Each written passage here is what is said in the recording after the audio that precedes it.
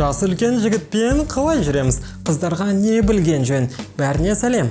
Менің құрбы достарым, егер сенің сыныптастарының барлығы бір қуып кеткен есі дұрыс еместер, біреуі шашын алмайды, ал біреу тіптен мұртын да алмаса, онда сен үлкенірек жігіттерге қарай бастайсың. Себебі олар сондай ақылды, сымбатты, өздеріне күтім жасай алатын. Бір сөзбен айтқанда, арман сияқты көрінеді. Сәйкесінше сен олармен танысып, сөйлескің келеді. Бірақ оларға ұнаймын деп ақ сен артынан өкінетін бірнеше қателіктер жасауың мүмкін. Сол үшін сендерде мен бармын. Сендердің сүйікті құрбыларың Санжар Айдар. Бүгін мен сендерге көбісі жасайтын басты қателіктерді алдын алуға көмектесетін боламын. Және біліп, ескеру керек ерекшеліктерді де талдайтын боламыз. Дайынсың ба? Онда кеттік.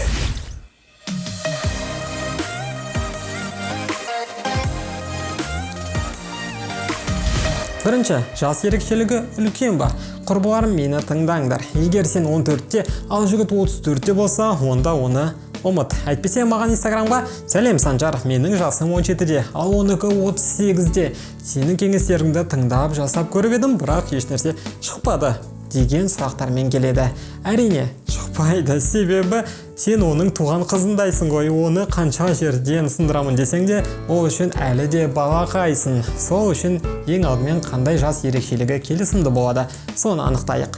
Көбісі айтатындай 5 жас деп те айта алмаймыз. Себебі 35 пен 30 қатты байқалмаса, 17 мен 12 сәйкес келмейді. Осы жерде қарапайым формула бар. Ол шамамен қайталап айтамын. Шамамен жігіт екеуінің бір жас диапазонында екендеріңді анықтап бере алады.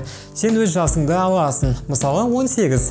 Оны 2-ге бөліп, 6-ны азайту керексің. Сенің жағдайыңда 18 бөлу 2 тең 9. Және одан 6-ны азайтамыз. Жауабы 3. Енді сол санды алып, өз жасымызға қосамыз. Сонда бізде 21 шығады.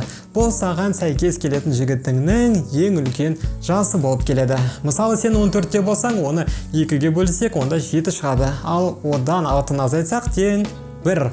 Сонда өз жасымызды қоссақ 15 шығады. Сонда 15 бұл норма. Ал егер жігіттің жасы 16, 17 немесе одан да жоғары болса, онда сендердің жас ерекшеліктерің үлкен болып, өмірлерінің периодтары әртүрлі болады. Бұл жерде арақатынас жоқ деп айта алмаймын.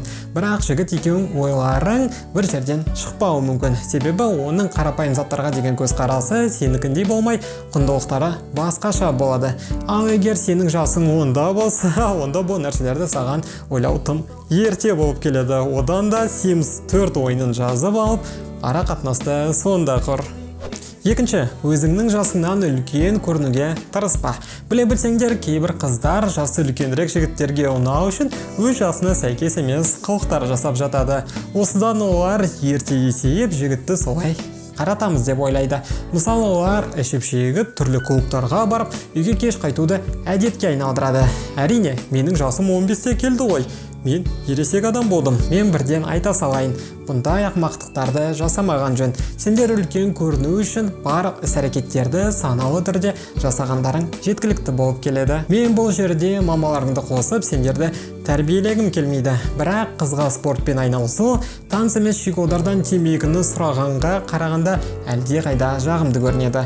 Осы жерде ойланып қарасақ, сен алкоголь ішкеніңді басқаларға көрсетсең, қандай адамды өміріңе алып келесің?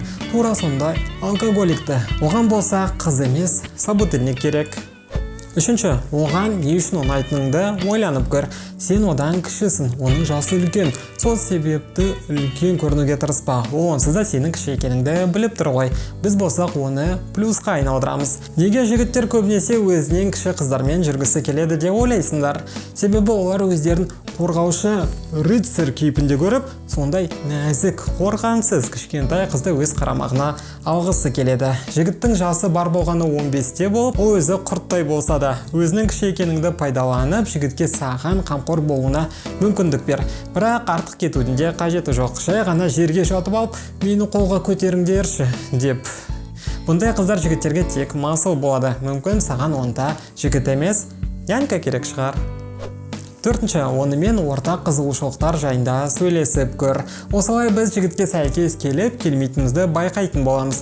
Жігіт сенен үлкен болса да, ол тура сен сияқты қарапайым адам. Сендердің ара-қатынастарың да тура басқалардікі сияқты болады.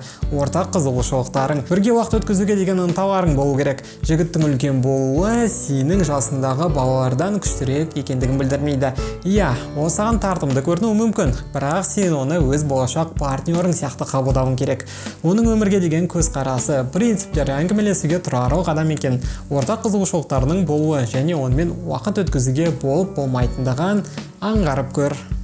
Бесінші, егер әлі дайын болмасаң, онда интимдік қатынасқа бірден келісудің қажеті жоқ. Осы жерде де жасыңнан үлкен көрінуге тырыспа. Сен бар болғаны 14-те болып, бір нәрсеге дайын болмасаң, онда бұл нормально. Және мен уже есейіп кеттім деп, жігіт сені бұл нәрсеге көндіріп жатса, өзіңді күштеудің қажеті жоқ. Осы жерде барлығын жігітке дұрыстап түсіндіру керек. Бұл нәрсенің сенің жасыңа сәйкес келмей, әзірше күте тұру керек екендігін. Егер сен оны адам ретінде қызықтырып, жігіт ары қарай ара қатынас құрғысы келсе, онда ол сенің шешіміңді сыйлап, барлығын түсінетін болады. Ал егер ол сенің айтқаныңнан кейін бірден қызығушылығын жоғалтып, суып кетсе, онда көңілді түсіруге асықпа. Себебі осы жерде сен оны қыз ретінде мүлдем қызықтырмағаның байқалады, және бұндай ара қатынас саған қуаныш әкелмейтіні анық.